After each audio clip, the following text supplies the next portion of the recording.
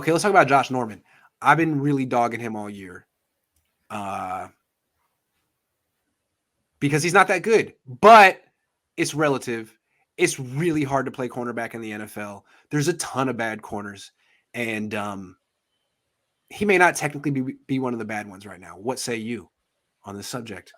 Yeah, if you look at Josh Norman, so according to Pro Football Reference, he's given up 300. Now they don't have yesterday's stats up yet, but he's given up 320 yards, 2 touchdowns.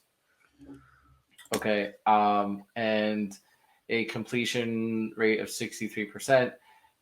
Jalen Ramsey, who most people agree is the best cornerback out there, has given up 400 yards, 61.2 completion percent, 2 touchdowns.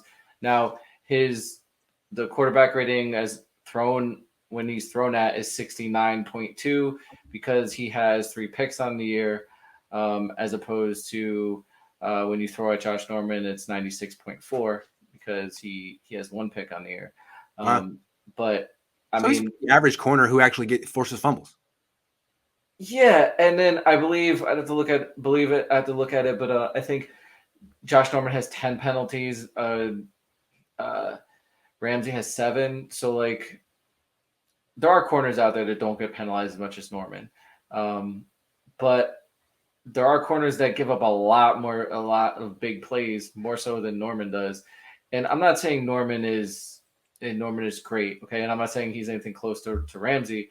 What I am saying is, you have to look at what else is out there in the league, and it's really difficult to play corner.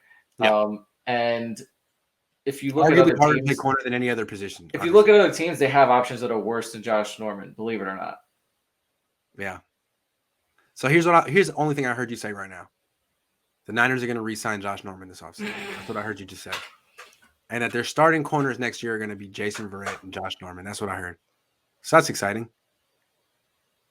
What do you think? It's going to happen, right? It's going to happen.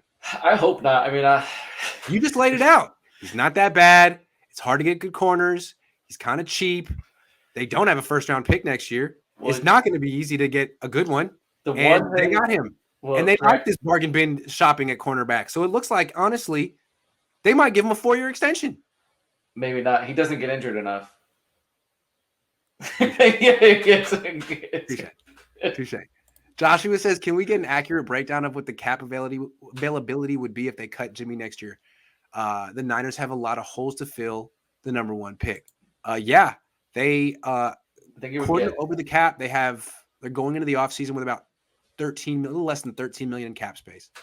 If they cut Jimmy, they create about 25 million in cap space. So that would go from 13 to 30, almost 40. Big deal. And then there's some other things they can do to also free up some money. So